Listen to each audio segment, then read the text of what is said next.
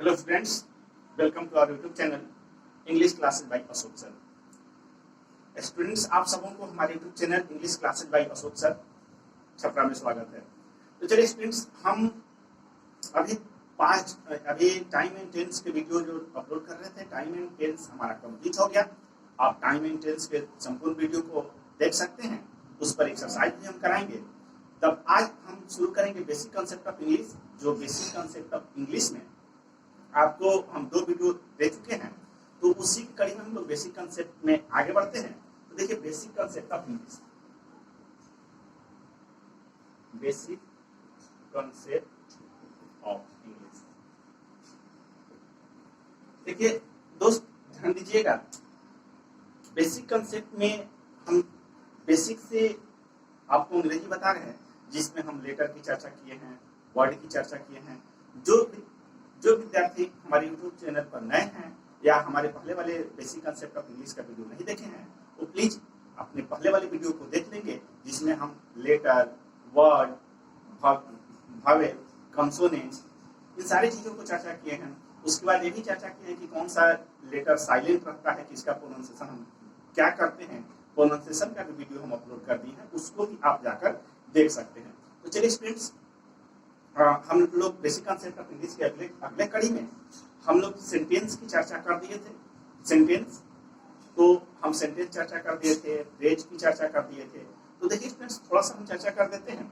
और हाँ स्टूडेंट्स, यदि हमारे यूट्यूब चैनल पर आप नए हों, आप हमारे चैनल को पहली बार देख रहे हो, तो प्लीज सब्सक्राइब करना ना भूलें। और यदि मेरी वीडियो आपको पसंद आए तो आप लाइक जरूर कीजिएगा।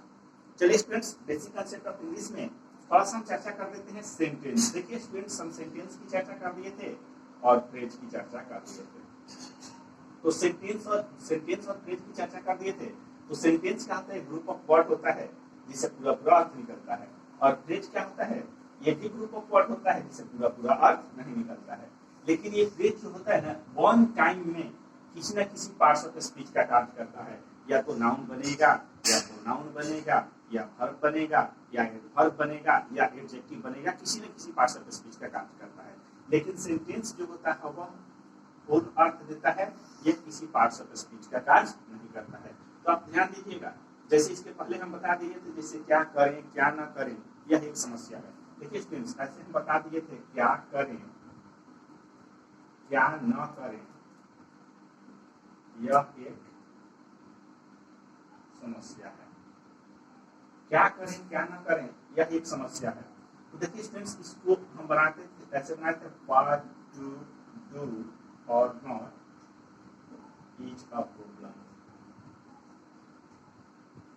तो यहां से यहां तक इसमें स्टूडेंट्स व्हाट टू डू और not is a, what to do और नॉट, यहां से यहां तक मिलकर एक फ्रेज हो गया था। और देखिए ये जो फ्रेज जो है, ये वाक्य में सब्जेक्ट का कार्य करता है, इसलिए यह नाउन फ्रेज हो गया। तो फ्रेज जो होगा एक बार में किसी न किसी पार्ट्स ऑफ स्पीच का कार्य करेगा, लेकिन सेंटेंस जो होगा वह पूर्ण अर्थ देता है, किसी पार्ट्स ऑफ स्पीच का कार्य नहीं करता। इसकी चर्चा हम कर दिए थे, पढ़ा दिए थे आपको।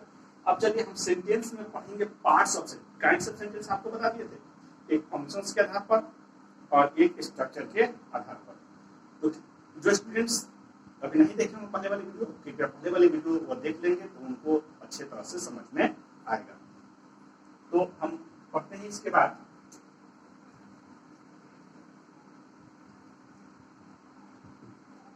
देखिए बेसिक कंसेप्ट में हम लोग पढ़ेंगे part of sentence. Parts of sentence मतलब वाक्य के भाग, वाक्य के भाग। देखिए स्टूडेंट्स, हम इसमें एकदम जीरो लेवल से, ये जो हमारा लेवल है एकदम जीरो लेवल से चल रहे हैं। जैसे वर्ड बताए, लेटर बताए, अल्फाबेट बताए, वर्ड बताए, वोवेल बताए, तो एकदम जीरो लेवल से लेकर चल रहे हैं। जीरो लेवल से लेकर के हाई लेवल तक चलेंगे, तो आपको कहीं इसमें प्रॉब्लम नहीं होगा। आपको हमारा वीडियो कैसा लगता है, आप देखकर हमें कमेंट जरूर करें, और कहीं अधिक आपको प्रॉब्लम हो तो कमेंट करके पूछ सकते हैं। तो स्टूडेंट्स, ये कहा हुआ पार्ट्स ऑफ सेंटेंस मतलब सेंटेंस के भाग। तो देखिए सेंटेंस एक काइंड्स ऑफ सेंटेंस बताए थे, जैसे सेंटेंस हमारा 5 प्रकार का बताए थे फंक्शंस के अनुसार। Assertive sentence, interrogative sentence, imperative sentence, operative sentence और एक्सक्लेमेटिव सेंटेंस। लेकिन इस सेंटेंस के भाग को, सेंटेंस दो भागों में बटा होता है। सेंटेंस के दो भाग होते हैं। देखिए स्टूडेंट्स, सेंटेंस के दो भाग होते हैं और एक होता है सब्जेक्ट और दूसरा होता है प्रीडिकेट। अब ध्यान दीजिएगा स्टूडेंट्स, सब्जेक्ट के दो भाग होते हैं, पार्ट्स ऑफ सेंटेंस के दो भाग होते हैं। एक होता है सब्जेक्ट और दूसरा होता है प्रीडिकेट। ठीक है, तो सब्जेक्ट और प्रीडिकेट हमको देखना है। सब्जेक्ट और प्रीडिकेट ये ही दो भाग होता है। पूरे कितना भी बड़ा सेंटेंस हो तो सेंटेंस में दो भाग होगा, एक सब्जेक्ट होगा और बाकी प्रीडिकेट होगा। तो इसमें सब्जेक्ट क्या होता है, ये सब्जेक्ट क्या होता है? तो देखिए स्टूडेंट्स, ये सब्जेक्ट किसी वस्तु या व्यक्ति का नाम होता है जिसके बारे में हम बात करते हैं। सब्जेक्ट किसी वस्तु या व्यक्ति का नाम होता है जिसके बारे में हम बात करते हैं। तो सब्जेक्ट क्या है? सब्जेक्ट क्या है? वाक्य का वैसा भाग जो किसी वस्तु या व्यक्ति का नाम हो जिसके बारे में हम चर्चा करते हैं, वो हमारा वाक्य का सब्जेक्ट होता है। इसको लिख सकते हैं ऐसे students, the part of a sentence, the part of a sentence which names persons or things which we speak about. The part of a sentence which names persons or things which we speak about is called the subject of the sentence. अब देखिए, the part of a sentence मतलब sentence का वैसा भाग, sentence का वैसा भाग, which means जो, ये which जो है रिलेटिव प्रोनाउन है, जब प्रोनाउन पढ़ाएंगे तो आपको क्लियर होगा। जो नेम्स पर्सन और थिंग्स, जो किसी वस्तुओं व्यक्तियों का नाम होता है, ऐसे इसको मिटाते जरूरत नहीं है। विच नेम्स पर्सन्स और things we speak about, we speak about, जिसके बारे में हम बोलते हैं, जिसके बारे में वी स्पीक अबाउट, जिसके बारे में हम बोलते हैं, is called the subject of the sentence, वो उस सेंटेंस का सब्जेक्ट होता है। और प्रेडिकेट क्या होता है? देखिए ये हो जाएगा the part of a sentence, the part of a sentence which tells something about the subject, something about the subject is called the predicate of the sentence. देखिए फ्रेंड्स, ये बेसिक है। आप धीरे धीरे अंग्रेजी लिखने का प्रयास कीजिएगा, धीरे धीरे अंग्रेजी लिखिएगा तो आपको अंग्रेजी आ जाएगी। तो क्या हुआ? The part of a sentence which names persons और थिंग्स, नेम्स पर्सन्स और थिंग्स, सेंटेंस का वैसा भाग जो किसी वस्तु या व्यक्ति का नाम होता है, वी स्पीक अबाउट, जिसके बारे में हम बात करते हैं, जिसके बारे में हम बात करते हैं, is called the subject of the sentence, वह सब्जेक्ट सेंटेंस का सब्जेक्ट होता है। हम कहते हैं कि राम बीमार है, तो राम क्या है? किसी व्यक्ति का नाम है। हम किसके बारे में बात करते हैं? राम के बारे में बात करते हैं, तो राम हमारा सब्जेक्ट हो जाएगा। तो जिसके बारे में हम कहते हैं गंगा नदी सबसे लंबी है, तो हम किसके बारे में बात करते हैं? गंगा नदी की, तो गंगा नदी हमारा सब्जेक्ट हो जाएगा। तो वाक्य का सब्जेक्ट होता है वो क्या होता है? किसी वस्तु व्यक्ति का नाम होता है, ठीक है, जिसके बारे में हम बात करते हैं, वो हमारा वाक्य का सब्जेक्ट हो जाएगा। और प्रेडिकेट क्या होता है? ये सब्जेक्ट, ये सेंटेंस का वैसा भाग होता है जो सब्जेक्ट के बारे में कुछ कहता है, सब्जेक्ट के बारे में कुछ कहता है। तो इसका हिंदी ऊपर लिख देते हैं।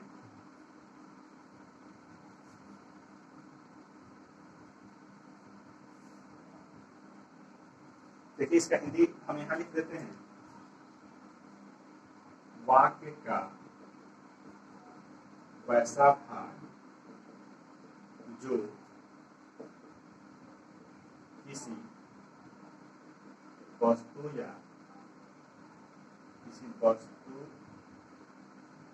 या व्यक्ति का नाम होता है जो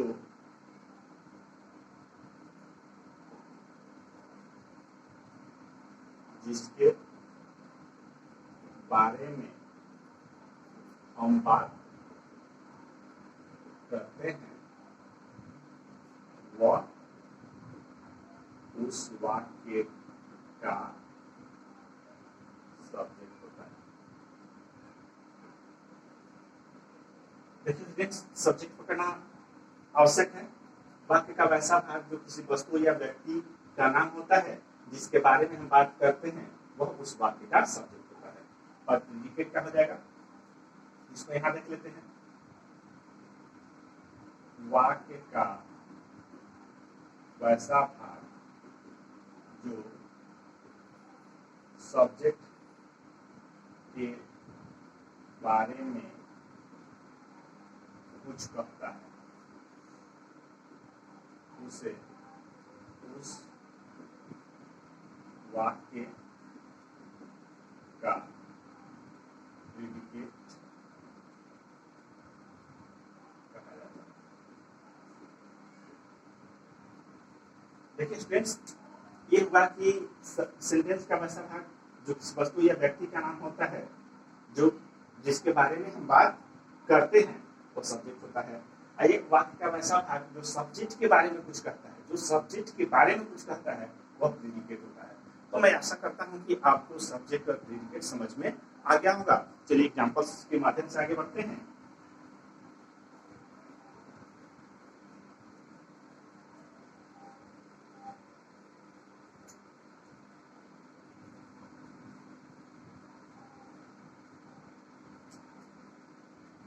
हम कहते हैं she had a beautiful cow. She has a beautiful cow. तो देखिए हम किसके बारे में बात करते हैं, सी के। तो पहले सेंटेंस को दो भाग में बांटते हैं। पहला हमारा काम होगा कि सेंटेंस को दो भाग में बांटेंगे, तो ये हमारा हो जाएगा सब्जेक्ट। क्योंकि हम किसके बारे में बात करते हैं, सब सी के बारे में। तो सी के बारे में बात करते हैं तो सी सब्जेक्ट हो गया। सी के बारे में बात कौन करता है, ये भाग, ये हमारा भाग हो जाएगा। जनरली आप ऐसे समझिएगा कि वर्ब से शुरू जो होगा ना, वह वर्ब से जो शुरू होगा वह बाकी भाग प्रीडिकेट होगा और उसके पहले जो होगा सब्जेक्ट होगा। जैसे सब्जेक्ट और सब्जेक्ट, एक सब्जेक्ट जो होगा एक वर्ड का भी होगा, एक से अधिक वर्ड का भी हो सकता है। जैसे मान लीजिए कि हम कहें the water of Ganga is pure. The water of Ganga is pure. Ganga नदी, गंगा की पानी शुद्ध है। तो देखिए किसकी बात हम कर रहे हैं, किसकी बात कर रहे हैं, तो हम बात कर रहे हैं the water of Ganga, Ganga नदी की, गंगा नदी के पानी की। तो यहाँ से ये हमारा भाग जो होगा, ये भाग हमारा क्या हो जाएगा, प्रीडिकेट, और ये भाग हमारा क्या हो जाएगा, सब्जेक्ट। ये भाग सब्जेक्ट और ये भाग प्रीडिकेट। अब देखिए इसमें भी आपको चयन करना होगा कि वर्ब का प्रयोग हम किसके अनुसार करते हैं। तो देखिए ये सब्जेक्ट को हम चुने, लेकिन ये हमारा ये भाग जो होता है सब्जेक्ट होता है और ये भाग हमारा ऑब्जेक्ट हो जाता है। ये भाग क्या होता है, ऑब्जेक्ट होता है, क्योंकि ये प्रीपोजिशन के बाद आने वाला नाउन जो होता है ऑब्जेक्टिव केस में होता है। तो अभी जनरली आप इतना ही समझिए सब्जेक्ट और प्रीडिकेट। जैसे हम कहें आई टीच इंग्लिश, मैं अंग्रेजी पढ़ाता हूँ। तो ये वर्ब से शुरुआत हुआ, तो इसको कहिएगा प्रीडिकेट और इसको कहिएगा सब्जेक्ट। तो देखिए स्टूडेंट्स, ये पहले आप सेंटेंस को दो भागों में बांटना सीखिए, सब्जेक्ट और प्रीडिकेट। सब्जेक्ट और प्रीडिकेट तो सिंपल से देखिए, मैं अंग्रेजी पढ़ाता हूँ, तो किसके बारे में बात हो रही है, मैं के बारे में। मैं हमारा सब्जेक्ट हो गया। अब बात कौन कर रहा है, ये भाग आपका प्रीडिकेट हो गया। देखिए स्टूडेंट्स,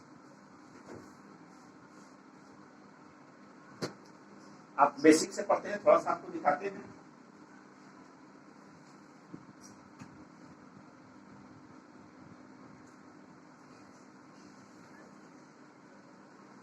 देखिए स्टूडेंट्स, ये बुक्स जो होगा, ये high school English grammar and composition by Wren and Martin. ये बुक्स बहुत ही बेहतर होता है, चाहे whether whether the students are Bihar boards और CBSE board, whether other boards, चाहे वह स्टूडेंट बिहार बोर्ड के हों, सीबीएसई बोर्ड के हों, चाहे किसी भी बोर्ड के स्टूडेंट्स हो, उस स्टूडेंट्स के लिए ये बुक बहुत ही बेहतर है।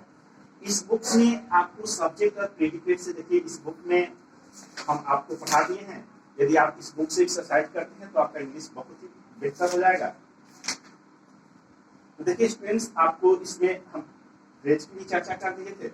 इसमें इसका एक्सरसाइज है, आप एक्सरसाइज इससे ले सकते हैं, जैसे हम बनवाते हैं आपको।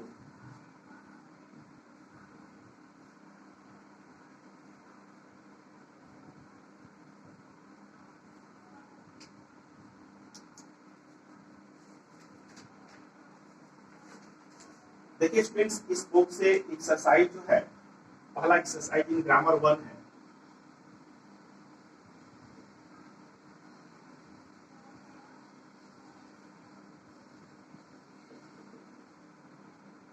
एक्सरसाइज इन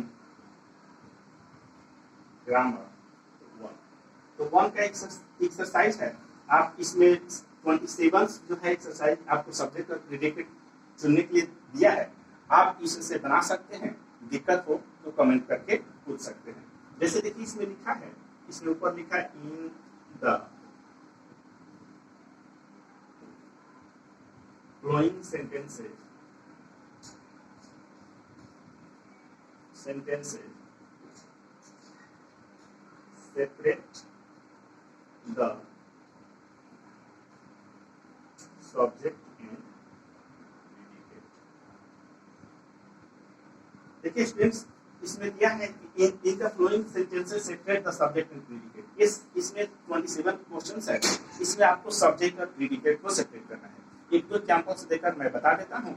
यदि आपके पास ये बुक हो, नहीं भी तो खरीद लेना चाहिए, बहुत ही बेहतर बुक्स है। इस बुक्स को भी मैं कंप्लीट कराऊंगा, आपको एक एक चीज बताऊंगा ताकि कोई दिक्कत नहीं हो। ये रेनिन मार्टिन जो बुक्स है, खास करके ये इंग्लिश मीडियम, ये बुक्स इंग्लिश में ही रहेगा। इंग्लिश मीडियम के जो बच्चे होते हैं वो इस बच्चे को 5, 6, 7 से लेकर 11, 12 सारे बच्चे पढ़ते हैं, तो आप भी इसको कर सकते हैं। जैसे देखिए यहाँ आपको एग्जाम्पल्स एक्सरसाइज 1 में है।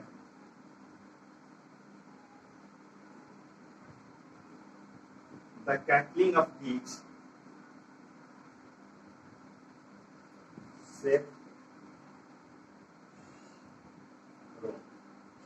अब देखिए इसमें आपको सब्जेक्ट और प्रेडिकेट चुनना है, तो आप सब्जेक्ट लिख करके भी, प्रेडिकेट लिख करके भी चुन सकते हैं, लेकिन बेहतर है कि आप इसको ऐसे ही कर दीजिए। जो बोले ना कि जो वर्ब से शुरू होगा, तो देखिए वर्ब से शुरू है तो इसको छांट करके यहाँ लिख दीजिए प्रेडिकेट, और इसको ऐसे करके लिख दीजिए ऐसे। आप इसको सब्जेक्ट, सबसे पहला हमारा काम होता है, सबसे पहला काम होता है, बेसिक काम होता है कि हम सब्जेक्ट और प्रेडिकेट को छांटे कि सब्जेक्ट हमारा क्या है, प्रेडिकेट क्या है। और एक एग्जांपल्स देखिए स्टूडेंट्स,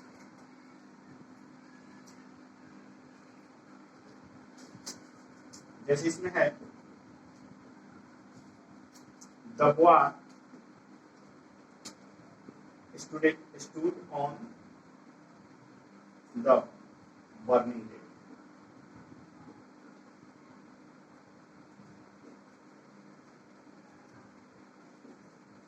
अब इसमें आपको सब्जेक्ट और प्रेडिकेट को चुनना होगा, तो सीधे वर्ब से ले लीजिए ये प्रेडिकेट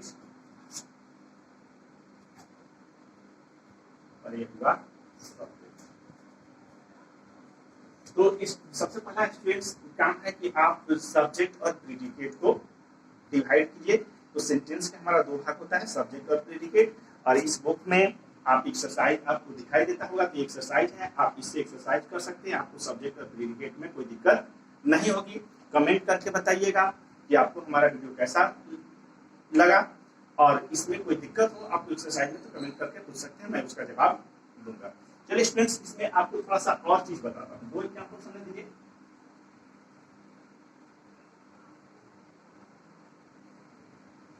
अब थोड़ा सा इसमें आप देखिए कि इंपरेटिव सेंटेंस, नोट में इसको देख लीजिएगा। इंपरेटिव सेंटेंस का सब्जेक्ट यू, इंपरेटिव सेंटेंस का सब्जेक्ट यू हमेशा छिपा हुआ रहता है। देखिए इंपरेटिव सेंटेंस का सब्जेक्ट हमेशा यू छिपा हुआ रहता है। जैसे मान लीजिए कि हम कहें हेल्प द पुअर, तो इसमें सब्जेक्ट कहाँ है? ये सब्जेक्ट यू जो होता है ये छिपा हुआ रहता है, ये हमारा प्रीडिकेट हो जाता है और ये भाग हमारा सब्जेक्ट हो जाता है। क्या होता है? ये भाग सब्जेक्ट और ये भाग प्रीडिकेट। जैसे हम कहते हैं डू दिस, डू दिस, तो डू दिस कहते हैं तो देखिए इसमें इंपरेटिव सेंटेंस है, इसका यू सब्जेक्ट छुपा हुआ है, ये हुआ हमारा प्रीडिकेट और ये हुआ सब्जेक्ट। तो आप ध्यान दीजिएगा कि इंपरेटिव सेंटेंस जो होता है, इसके पहले सेंटेंस की चर्चा हम कर दिए हैं, तो इंपरेटिव सेंटेंस का सब्जेक्ट होता है यू छिपा हुआ रहता है। अब देखिए ये तो आपको पता चल गया कि इंपरेटिव सेंटेंस का सब्जेक्ट यू छिपा हुआ रहता है, लेकिन इंट्रोडक्टरी देयर, जो सेंटेंस देयर से शुरू होते हैं उसका सब्जेक्ट होता है देयर नहीं होता है, सेकंड जो सेकंड देयर के बाद आने वाला जो नाउन होता है वह उसका सब्जेक्ट होता है, उसको भी बता देते हैं।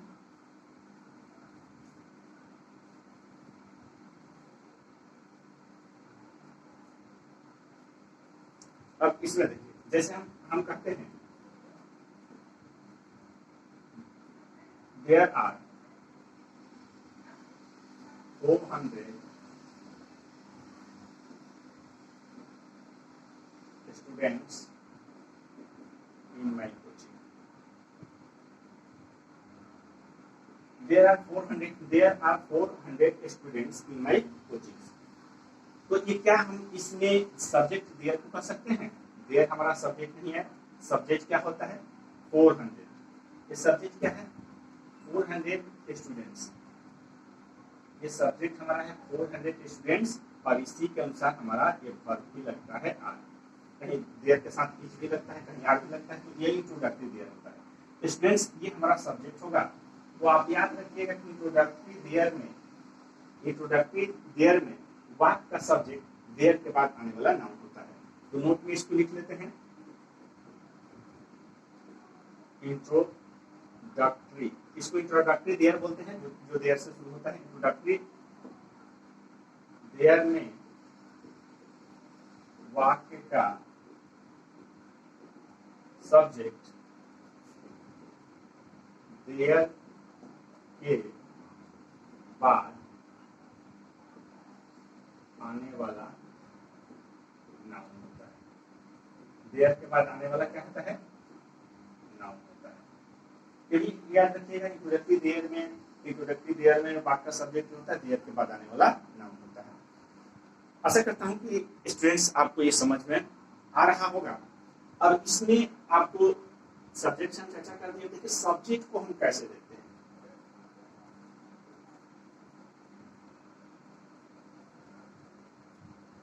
अब थोड़ा सा आप देखिएगा सब्जेक्ट को हम कैसे देखते हैं। तो देखिए ये सब्जेक्ट होता है ना, जैसे हम कहते हैं